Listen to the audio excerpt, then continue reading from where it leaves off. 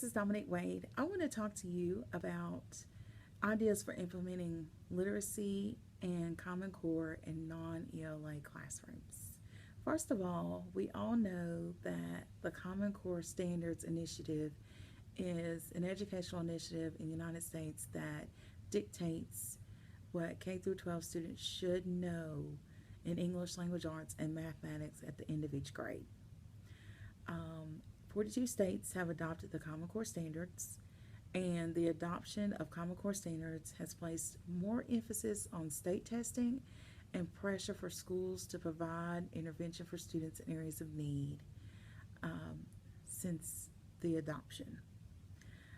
Professional learning communities are actually more effective with the adoption of Common Core standards because teachers can meet to look at student testing and what students require intervention so that they can help them along the process of what students are at risk, what students are in the middle, or what students require more help in the process of their academic journey. However, there is a need for connect between Common Core and non-ELA classes.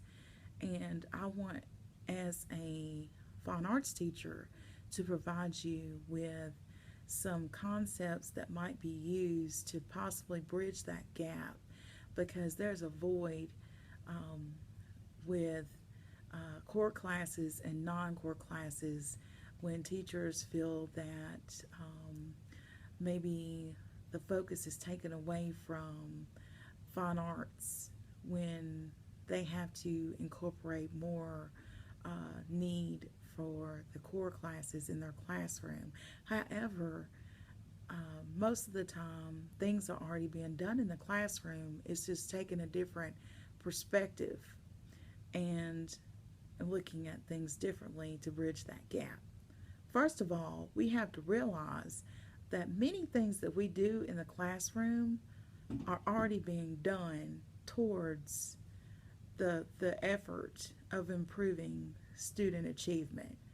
First of all, we all have content to teach, and students have to read first and foremost and write in all content areas. Next, we can assign an article of understanding and have students explain the objectives in the classroom. And we can do this in student grouping.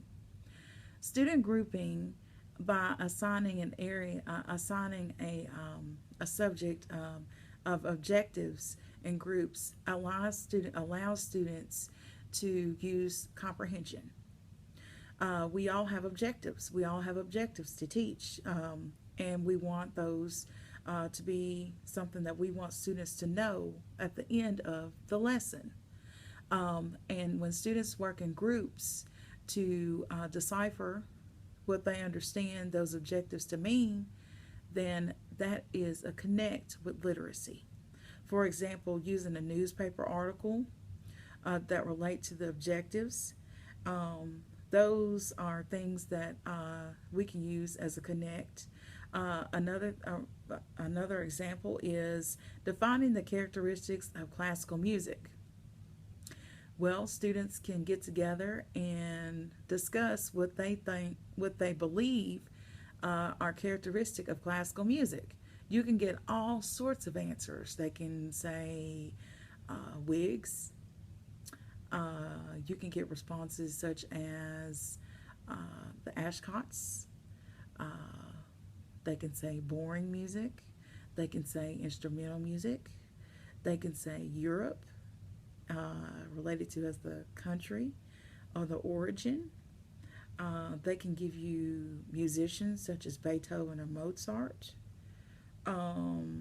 They may even relate back to a time frame as a characteristic. But those are that might be referred to as common knowledge or what they believe to, things that they've always heard or referred back to as a characteristic that they can refer back to as a time frame for something that relates to the word classical. and that's comprehension, and that relates to literacy, and that's a connect to that objective, and that gets the students thinking. And that's an example of what we can use in assigning and understanding those objectives. Another thing that we could do is have students write about content in our book. And that goes through the processes and steps of literacy. And it covers the basic knowledge of what is being taught in non-core subject areas. And I know we don't want to get caught up in writing because a lot of our classes are hands-on, but we do write in our classrooms. And as an example, in an English class, a paragraph, an essay is 3 to 5 paragraphs. A shop class might have an instruction manual that tells a student or instructs a student how to take apart a transmission or put together a transmission.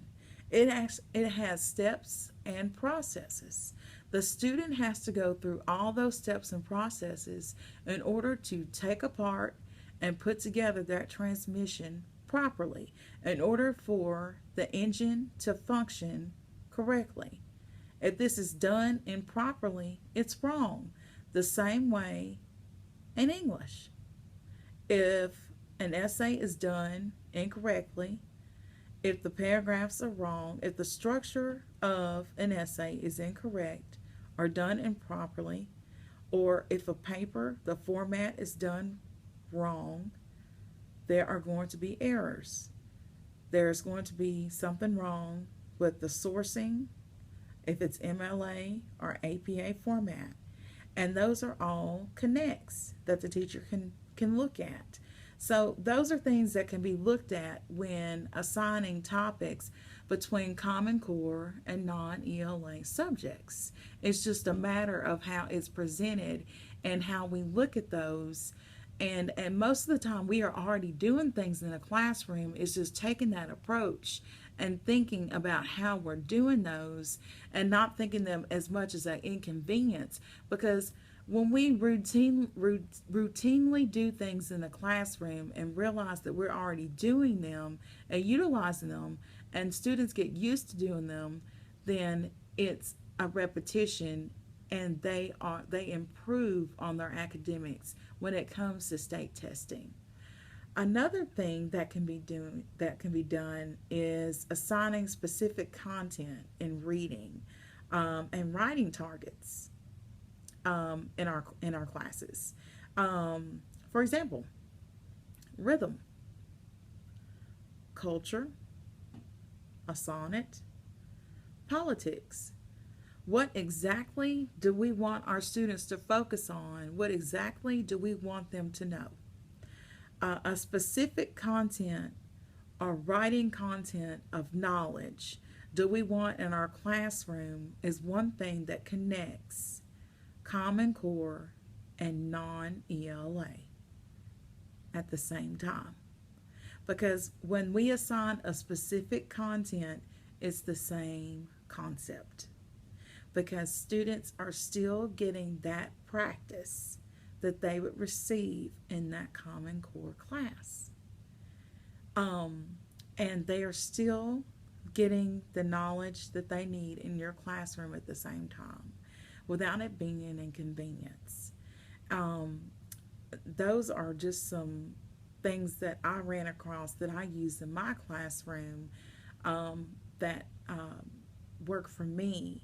And they're not an inconvenience, and my students enjoy them, and at the same time they're incorporated into my lesson structure. So it's not necessarily like, get out your pen, write, okay, here's your journal, because they're in the lesson regardless, and they're writing and they're thinking, and they're giving you feedback, and they're comprehending the content of whatever you're teaching. At the same time, they're having to do research. Another thing, I might have the students, I might say, locate this for me. And the students, I will say, this happened this date. Can you find it? And I give the students so much information and they have to go and find it for me. And then they're researching it, and that's that connect with literacy.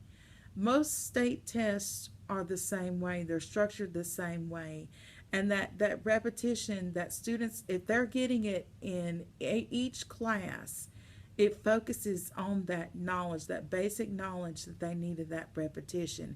And that's the exact structure of that professional learning community that works as a whole school-wide initiative to work towards the progress of student-wide achievement, and helping students progress with their academics.